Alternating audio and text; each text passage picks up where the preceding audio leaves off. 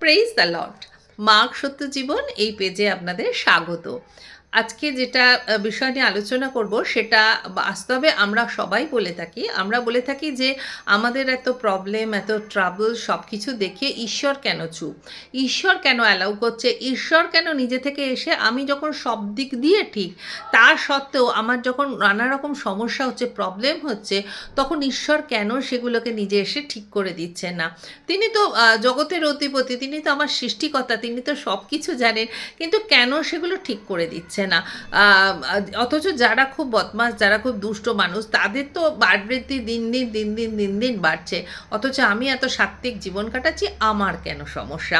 এটা আমাদের পৃথিবীর বহু মানুষের মনের প্রশ্ন। সেই প্রশ্নের নিরসন আজকে বাইবেলের একটা বাক্য দিয়ে একটা জায়গা থেকে আমরা করার চেষ্টা করছি। সেটা হচ্ছে বাইবেলের গালাতীয় পত্রিকা, যেটা নতুন নিয়মের আছে, সেইখানের কিছুটা অংশ আমি পড়ব। সেটা হচ্ছে 6:7 একটা অংশ আছে। সেখানে বলছে, দেখো, তোমরা ভ্রান্ত হইও না, ঈশ্বরকে পরিহাস করা যায় না, কেননা মনুষ্য যাহা যাহা কিছু বনে তাহাই কাটিবে। ফলত আপন মাংসের উদ্দেশ্যে যে বনে, সে মাংস হইতেই ক্ষয়রূপ শস্য পাইবে। এই মাংস, আমরা যখন জাগতিক জীবনে ঈশ্বর যখন আমাদের কি, আমাদের আত্মা কি হয়, আমাদের দেহধারী করি, আমরা দেহ ধারণ করি, করে আমরা জগতে আসি, এবং এই দেহ ধারণ করার পর আমরা প্রতিনিয়ত মাংসিক অভিলাষের জন্য বিভিন্ন রকম অন্যায় কাজ করে যাচ্ছি। আগে অন্যায়গুলোকে আমরা একটু একটু করে আলোচনা করে দেখি, খুব অল্প অল্প করে আলোচনা, জাস্ট এখানে 12টা পয়েন্ট করব। 12টা পয়েন্ট আছে, আমরা দেখব। আমরা জাস্ট নিজেদের নামের পাশে এই পয়েন্টগুলো রাখবো, রেখে টিক বা ক্রস দেওয়ার চেষ্টা করব যে হ্যাঁ, এগুলো আমার মধ্যে আছে কিনা, তারপরে সেখান থেকে কি করা যায় সেটা দেখি। প্রথম হচ্ছে, দেখো, যেটা সম্পর্কে এটা একটাও আমার নিজের কথা নয়, যেটা আমাদের বাইবেল থেকে শিখেছি, সেটা ওই গালাতীয় পত্রিকারই 5-এর একটা জায়গায় আছে, প্রায় 12 রকম আমাদের যেগুলো মাংসিক অভিলাষের যে আমরা বুনছি সেই কথাটা কি কি বুনতে পারি, তোমরা দেখো, নামের পাশে রাখবে, টিক আর ক্রস করবে। কি ব্যাপারটা? বেশ্যাগমন কি জিনিস আমরা জানি। এইখানে আমি ব্যভিচারিতাটাকেও যোগ করছি। বাইবেলেই বলেছে, যদি কোনো মানুষ, কোনো স্ত্রী কোনো পুরুষ মানুষকে দেখে, বা কোনো পুরুষ মানুষ কোনো স্ত্রীকে দেখে হয়তো তার সাথে কথাও বলে না, কিন্তু মনে মনে কিছু একটা তার সম্পর্কে ভাবলো, তখন কিন্তু সে ব্যভিচারিতাতেই পড়লো, এবং এটা ঈশ্বরীয় রাজ্যের ঘৃণ্য অপরাধ। প্রথম আমাদের প্রবলেম অন্যায়। দ্বিতীয় আমরা আসছি, পরেরটায় আসছে অসুচিতা মানে, তখন আমরা বলবো না, আমরা কখনোই কোনো মানুষ সম্পর্কে আমরা ভাবিনি, আমরা পিউরিফাইড, আমরা পবিত্র, আমরা অসুচি নয়। এবার দেখো আমাদের জীব কি, অ্যাকচুয়ালি অসুচিতার মেন কাণ্ডারই হচ্ছে আমাদের জীব। আমরা মাঝে মাঝে কি মুখ দিয়ে গালমন্দ আসে, কারোর সম্পর্কে রাগ হলে, বাড়ির বাচ্চাই হোক বা বাইরের কারোরে হোক, হঠাৎ করে কারোর সম্পর্কে রাগ হলো, তার সম্পর্কে বাজে বাজে বাক্য আমরা কি বলতে থাকি, সেইটা হচ্ছে আর একটা আমাদের সমস্যা। বা কারোর সম্পর্কে মনে মনে যখন অসুচিতা মানে কি, যখন আমরা জীব দিয়ে কারোর সম্পর্কে খুব খারাপ কার্স, তার খারাপ হোক, তার এই হোক, সে তো ওই, তার অমুক, তার চরিত্র তার এইগুলোর মধ্যে যখন আমরা থাকি, সেটাই হচ্ছে অসুচিতা। দেন হচ্ছে শৈরিতা হচ্ছে সব কিছু জাস্ট ছোট, যেটা আমরা বলতে পারি সেটা হচ্ছে সব কিছুতেই আমিত্ব, আমি সংসারের, আমি হেড, আমি টেল, আমি সব কিছু, আমি শেষ, আমি সব কিছু একদম, এবং যেটা বলছি সেটাই সবাইকে মানতে হবে। সেটা সংসার হোক, নিজেদের সন্তানদের ক্ষেত্রে হোক, নিজের স্বামীর ক্ষেত্রে হোক, আর সব দিকে আমারই কথা শেষ কথা, কোনো আলোচনা নয়, কোনো কিছু নয়। এবং আমি যদি মানে নিজেকে মনে করি যে হ্যাঁ, এই সময় এই জিনিসটা ধোয়া পোছা করারই দরকার, সবাইকে সেটাই মানতে হবে, আমার সংসারের এই নিয়ম, আমার মানে একটা একটা স্বৈরতান্ত্রিক মানসিকতা তৈরি করে দেয় অনেক মহিলারা, বিশেষ করে আমি বলছি তার সংসারে। যখন তারা সংসারে থাকে না, তাদের ছেলে মেয়ে হাজব্যান্ড বা আশেপাশের আত্মীয়রা না দম আটকে যায়, কারণ সে বাড়ি ঢোকা থেকে বাড়ি বেরোনো অবধি একটা দাপট তার কাজ করে। সে দাপটটা সে মনে করে আমি ঠিকই করছি, কিন্তু অ্যাকচুয়ালি অন্যদের যে প্রবলেম হচ্ছে সেটা সে কিন্তু তখন ফিল করে না। এটা হচ্ছে স্বৈরিতা। প্রতিমা পুজো, প্রতিমা পুজোকে আমরা আইডল ওয়ার্শিপ বলি। প্রতিমা পুজো কিন্তু এখানে সেটাও, আমরা যখন সংসারের কোনো জিনিসকে বেশি গুরুত্ব দিই, যেমন ধরো আমরা অনেক সময় এমন এক একটা ক্যারেক্টারকে, সংসারের এক একটা আমাদের রিলেশান, অনেক সময় রিলেশানকে যে এছাড়া আমি বাঁচবো না, এছাড়া আমি চলবো না, এই আমার জীবনে সব, এই আমার জীবনে সব, সেটাও কিন্তু আইডল ওয়ার্শিপ। আবার এমন আমাদের জীবনে এখন অনেকের জীবনে মোবাইলটাও কিন্তু আইডল ওয়ার্শিপ হয়ে আছে। ঘুম থেকে উঠে থেকে আমরা মোবাইল হাতে নিই, রাত্রিরে শুতে যতক্ষণ না হাত থেকে মোবাইলটা পড়ছে সেটা অবধি আমরা কিন্তু তাকে আমরা ওয়ার্শিপ করি। অর্থাৎ যে জিনিসটা ছাড়া, যার কথা ছাড়া, সেটা পার্সনই হোক বা কোনো জিনিসই হোক বা আইডল ওয়ার্শিপ, তো জানো যে যারা আমরা করে থাকি সেটাও কিন্তু ঈশ্বরীয় রাজ্যের একটা ঘৃণ্য অপরাধ। তারপরে আছে কুহক। কুহক হচ্ছে মায়াময় কথাবার্তা, এই সমস্ত বলা। তারপরে হচ্ছে নানা প্রকার শত্রুতা, কারণে অকারণে। হ্যাঁ, প্রভুর রাজ্যে যারা আমরা চলি, আমাদের কারণে অকারণে অনেক শত্রু হয়ে যায়, কিন্তু শত্রু আমাদের সাথে শত্রুতা করছে বলে তাদের সাথেও আমরা সেই একই, সে আমার কাছে তার কাজ তার মতো করছে বলে তাদের পিছনে লাগার জন্য নানা রকম সে শত্রুতা অনেক সময় কোর্ট কাছারি অবধিও চলে যায়। একটা পাঁচিলের দুটো পাশের বাড়ি, একটা পাঁচিলের একটা ইট বেশি গেঁথেছে বা 1 ইঞ্চি জমি বেশি নিয়েছে, এমন শত্রুতা তৈরি হলো যে আমরা কোর্ট কাছারি অবধিও চলে যাই। এরকমও একটা শত্রুতা আমরা সৃষ্টি করে থাকি। তেমনি বিবাদ মানে ঝগড়া, যেটা একদম নর্মাল, সব কিছু একই, বিনা যুদ্ধে সূচাগ্র মেধিনী নাহি দিব আমরা বলে থাকি। মানে অর্থাৎ যে কোনো সমস্যা, যে কোনো কিছু হলো তাকে কটকট কটকট করে গিয়ে তার সাথে ঝগড়া। হ্যাঁ, আমাদের দৈনন্দিন জীবনে এমন অনেক কিছু মানুষ আসে যেগুলো আমাদের পক্ষে হিতকারী নয়। আমরা অকারণে তার সাথে বিবাদ যদি না করে, যদি সেই জায়গা যেখান থেকে সমস্যা হয়েছে সেই সমস্যাটাকেই মূল থেকে উৎপাটন করে ফেলে দিই, তাহলে বিবাদটা অনেক কমে যায়।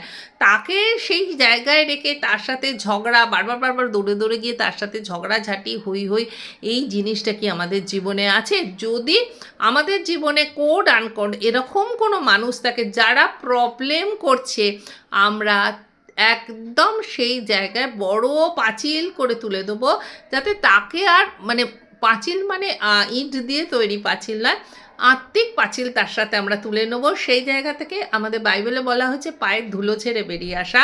অর্থাৎ যেই জায়গায় এদের সাথে আমার ঠিক বনিমানা হচ্ছে না, তো এখান থেকে আমরা পায়ের ধুলো ছেড়ে বেরিয়ে আসবো। অকারণে তাদের কার্স করা, তাদের সঙ্গে বিবাদ করা, ঝগড়া করা, এগুলো যেন থেকে আমরা বিরত আমরা করি। কি এটাও আমাদের অন্যায়।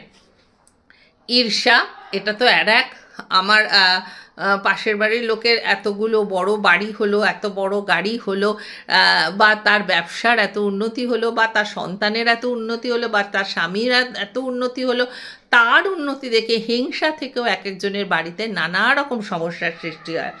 রাগ, যেটা মেন, বহু মানুষের প্রচণ্ড মানে একদম সেই যে রাগের জন্যে আমি অনেককে দেখেছি অনেক কিছু জিনিস ভেঙে ফেলে, এত বেশি রাগ।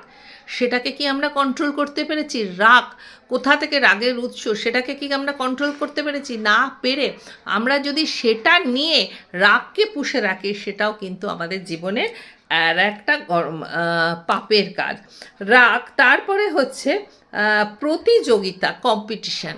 কম্পিটিশান হচ্ছে আমরা যে কোনো জায়গায় যাই না কেন, সেটা আমাদের সন্তানদের পড়াশোনা ক্ষেত্রে হোক, হাজব্যান্ডদের জবের ক্ষেত্রে হোক, বা বেশভূষা পরার ক্ষেত্রে হোক, ওই বাড়ির মানে ম্যাডাম তিনি এই ড্রেসভূষা পরে, তাই দেখে আমার প্রয়োজন হোক না হোক আমি লোন করে প্রচুর করে আমাকে একটা মানে এখন তো সোশ্যাল মিডিয়া আমরা কম্পিটিশানের যুগেতেই নেমেছি না, যে সবাই সবারটা দেখাচ্ছে খুব ভালো আছে, সেই ভালোটা থাকতে গিয়ে আমরা কিন্তু প্রতিযোগিতায় নেমে পড়ি, এবং প্রতিযোগিতা করতে গেলে লোন করে যাই করে আমাদের স্ট্যাটাস মেনটেন করতে হবে, তাতে কিন্তু আমরা সমস্যায় পড়ি।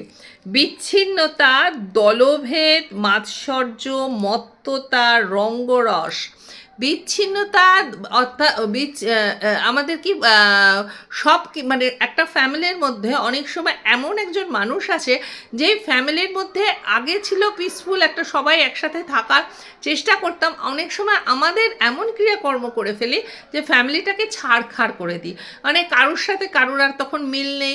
এই জিনিসটা কি আমরা করছি?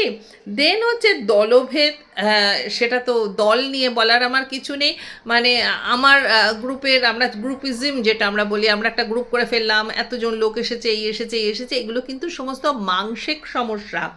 আর একটা হচ্ছে মাৎসর্য, মত্ততা, রঙ্গরাস, আমাদের অ্যাডিকশানে আমরা এত অ্যাডিক্টেড, মানে তাই নিয়ে আমরা যে এত মত্ত, ওই কোনো ওই সমস্ত যে জিনিসগুলো আমরা গ্রহণ করি, এইগুলো কিন্তু আমাদের এই যে এতগুলো কথা বললাম, এগুলোর এত বিশ্লেষণ করতে গেলে বহু বড় আমার এই বাক্য হয়ে যাবে।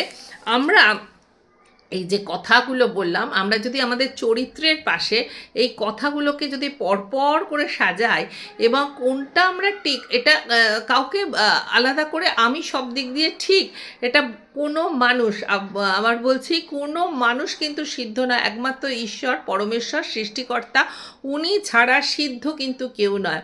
তো এইগুলো যদি আমরা দেখি এবং রেকটিফাই করি নিজের মনে মনে যে এইটাতে একটা ঠিক, এইটাতে ক্রস, এইটাতে ঠিক, এইটাতে ক্রস, আমরা যদি হিসাব করে দেখি তাহলে দেখব মানসিক দিক থেকে আমাদের মধ্যে কিন্তু অনেক সমস্যা আছে। আমরা এইগুলো অলরেডি আমার ফ্যামিলিতে, আমার পরিবারে আমি তৈরি করে রেখেছি, আর সেই জন্যে এখানে বলছে এই তৈরি করে রাখা, কেননা মানুষ যাহা কিছু বনে, আবার চলে আসছি গালাতীয়র 6:7, মানুষ যাহা কিছু বনে তাহাই কাটে। এইগুলো যদি আমাদের দৈনন্দিন জীবনে, গৃহস্থ জীবনে, পারিবারিক জীবনে, সামাজিক জীবনে আমরা যদি এগুলো একটা করে তৈরি করে রেখে দিই, যেগুলো বুনেছি, অর্থাৎ আজকে যে গাছটায় আমরা জল দিয়েছি, সার দিয়েছি, মাটি দিয়েছি, একটা ছোট চারা গাছ, এই সমস্যাগুলোকে যতদিন ধরে আমরা বুনেছি, জল দিয়েছি মানে এগুলো এই একই সমস্যার মধ্যে থেকে এগুলোকে বাড়িয়েছি, তখন গাছ থেকে যে ফলটা আসবে সেটা কিন্তু আমাদেরই কাটতে হবে। সেই বোনা আর কাটা এটা কিন্তু আমাদেরই করতে হবে। দেখো কি বলছে, কেননা মানুষ যাহা কিছু বোনে তাহাই কাটবে, ফলত আপন মাংসের উদ্দেশ্যে যে বনে, সে মাংস হইতে ক্ষয়রূপ শস্য কাটে। এই যে আমি যেগুলো বললাম, 12টা সমস্যা, 12টা প্রবলেম, 12টা 12টা দোষ, এই দোষ যেগুলো আমরা আমাদের করে ফেলেছি, সেইগুলো থেকে যে শস্য হয় সেটা কিন্তু ক্ষয়রূপ শস্য। এবার আসি যে কথাটা আমি প্রথমে বলেছিলাম, তাহলে ঈশ্বর আমাদের কেন আটকায় না, ঈশ্বর আমাদের কেন বাঁচায় না, ঈশ্বর আমাদের কেন প্রতিহত করে না, ঈশ্বর আমাদের কেন এই জায়গা থেকে রক্ষা করে না? অ্যাকচুয়ালি ঈশ্বর হচ্ছেন আত্মা। ঈশ্বর যে কি তাকে বোঝার মতো ক্ষমতা, তাকে ওই যে হাতে তৈরি মূর্তির মধ্যে তাকে বেঁধে রাখা যায় না, তাকে 4টে হাত, 25টা পা, 10টা হাত, 4টে হাত দিয়ে তাকে তৈরি করা যায় না। ঈশ্বরের রূপ, ঈশ্বরের উপস্থিতি সহ্য করার মতো ক্ষমতা কারণ নেই, কারণ তিনি ব্রহ্মাণ্ডের সৃষ্টিকর্তা, জগৎ সংসারের সৃষ্টিকর্তা। ছোট একটা পিঁপড়ে থেকে আরম্ভ করে পুরো জগৎ, সূর্যচন্দ্র, পৃথিবী, নক্ষত্র, গ্রহ, সব কিছুর তিনি সৃষ্টিকর্তা। সুতরাং তিনি হচ্ছেন আত্মা। এই আত্মা আর আমরা হচ্ছে মানসিক জীবনযাপন কাটছে, মানসিক জীবনে করা যে সমস্ত পাপ, এইগুলোর উপরে ঈশ্বরের কোনো হাত নেই। ঈশ্বর কখনো এগুলো স্পর্শ করবে না, ঈশ্বর এসে কখনো তোমার হাত ধরবে না। তুমি এই মানসিক কারণে যে যে যে যে যে যে যে যে যে যে সমস্যার সৃষ্টি করে রেখেছো নিজের জীবনে, ঈশ্বর এসে কখনো তোমার হাত ধরবে না। ঈশ্বর কখন তাহলে আমাদের হাত ধরবে সেটা আমরা দেখি। ঈশ্বর কিন্তু আত্মার উদ্দেশ্যে যে বনে, সে আত্মা হইতে অনন্ত জীবনরূপ শস্য, আমরা তাহলে শস্য পাইবে। আত্মা হইতে যে বনে, এতক্ষণ আমি যেগুলো বলে এলাম সেগুলো মাংসের জীবনে বোনা। এবার আত্মা হইতে আমরা কি কি বুনতে পারি দেখো তো, এগুলো আমাদের মধ্যে কার কার আছে। আত্মার দিক থেকে 9টা যে আমাদের ফলের কথা বলেছে, সেটা হচ্ছে, প্রথমে হচ্ছে প্রেম, টিক মারবে, তারপরে হচ্ছে শান্তি, আনন্দ, দীর্ঘ সহিষ্ণুতা, ধৈর্য যেটা আমরা বলি, মাধুর্য, ব্যবহারের সব দিক থেকে প্র্যাকটিস করার প্রয়োজন নেই, তোমার চরিত্রের মধ্যেই মাধুর্যতার প্রকাশ আসবে। মঙ্গল ভাব, বিশ্বস্ততা, ঈশ্বরের কাছে বিশ্বস্ত হয়ে থাকা। আমি ভাবছি আমি এই কাজগুলো করে ফেলছি, কেউ দেখছে না, কিন্তু ঈশ্বর ওপর থেকে দেখছেন। মৃদুতা, সংযমী হওয়া, মৃদুতা অর্থাৎ আমাদের উচ্ছৃঙ্খল লাইফ নয়। ইন্দ্রিয় দমন, এই যে সবার কিছু, কারুর গাড়ি দেখে, কারুর বাড়ি দেখে লোভ লালসা, কারুর চকচকানি কিছু দেখে সেগুলোর প্রতি লালসা লোভ, সেগুলো কি আমরা নিজেকে দমন করতে পারি? আমরা কি নিজেদের ইন্দ্রিয় দমন করতে পারি? আমাদের কি মনে কখনো হয় না যে যাই একটু ওই জায়গায় গিয়ে, এই যদি এই করে থাকে আমি কেন করব না, এই যদি এই করে আমি কেন করব না? প্রতিযোগিতার লাইফ কি আমরা সেরে দিই? তা প্রেম, শান্তি, আনন্দ, ধীরাজ, কৃপা, ভালাই, বিশ্বস্ততা, স্থিরতা, সংযম, এইগুলো কি আমাদের চরিত্রে আছে? এইগুলো যদি থাকে, এগুলোর উপর যদি তোমার পুরো কন্ট্রোল থাকে, চেষ্টা করতে হবে। আমাদের কারোর পক্ষে এই 9টা গুণকে একসঙ্গে যখন আমরা 100% এটাকে নিজেকে করায়ত্ত করে নেব, তখন আমাদের ঈশ্বরের সমতুল্য প্রায় হয়ে যাব। সেটা তো আমাদের পক্ষে সম্ভব না, কিন্তু আমরা যদি প্র্যাকটিস করি, আমরা যদি চেষ্টা করি এবং ঈশ্বরের সহায়তা চাই, ঈশ্বর কিন্তু তখন এগুলোকে হাত দেন। কেননা এগুলো আত্মিক দিক থেকে করা সুমধুর গুণ, যেটা ঈশ্বর আত্মা, ঈশ্বরের সাথে ঈশ্বর যেটা কন্ট্রোল করতে পারে। তা আমরা যা কেটেছি, যা বুনেছি, তাই কিন্তু কাটবো। একদিন আমি একটা খুব অন্যায়কে, আজ থেকে 10-15 বছর আগে করা কোনো অন্যায়কে আমি খুব করে তাকে যত্নে লালন পালন করে রেখে এসেছি। আজ 10-15 বছর পর যখন সেখান থেকে আমার বিষবৃক্ষ তৈরি হয়ে সমস্যা আমাকে দিচ্ছে, তখন কেন ঈশ্বর আমার সাথে কেন হয়? এটা যদি আমরা না করে ওই যে 9টা আত্মার গুণ বললাম, সেই আত্মার গুণকে যদি আমরা প্র্যাকটিস করতে, আমরা নিজেকে করায়ত্ত করার জন্যে, ওটাও ঈশ্বরের কাছে হেল্প চাওয়া, যে তুমি আমার সহায় হও, আমি চেষ্টা করছি যাতে এই জিনিসগুলো আমাদের মধ্যে আসে, সেইটার জন্য ঈশ্বরের কাছে প্রার্থনা করা। এগুলো যদি আমরা করি, সেইটা কিন্তু ঈশ্বর কন্ট্রোল করতে পারে।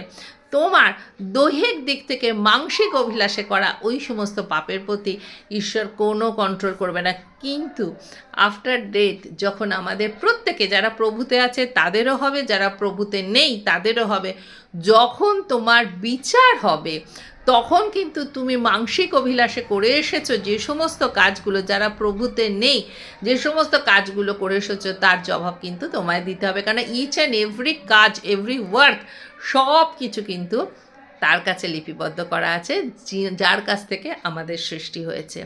আজকের বচনের জন্যে অদ্ভুত সুন্দর বচনটা পেলাম। মনের এই যে প্রশ্নটা, যে সকলে কেন এই প্রশ্নটার উত্তরটা কোথায় আছে প্রভু, তুমি আজকে সেটা দেখিয়ে দিলে এবং সেটাকে ক্লিয়ার করলে। আমাকে যতটুকু বুদ্ধি দিলে, এই বচনের হয়তো অন্য রকমও প্রকাশন অন্য কেউ পেতে পারে, কারণ তোমার বচন থেকে বিভিন্ন রকম প্রকাশন বিভিন্ন রকম মানুষ পায়। আমার কাছে এই প্রকাশন এসেছে প্রভু, তুমি দেখালে, অনেকটা আশ্বস্ত করলে। কেউ যদি আমায় প্রশ্ন করে, এবার সেখানে উত্তর দিতে পারবে, এবং যারা শুনছে তাদের কান খুলে দাও, তাদের হৃদয় খুলে দাও, তারা যেন কোনটা তোমার দ্বারা গ্র্যান্টেড আর কোনটা গ্র্যান্টেড নয় সেগুলো সম্পর্কে সচেতন হয়, নিজেদের জীবন নিয়ে সচেতন হয়। পবিত্র যিশুর নামে এই প্রার্থনা, পিতার কাছে শোনো, গ্রহণ করো, আমেন।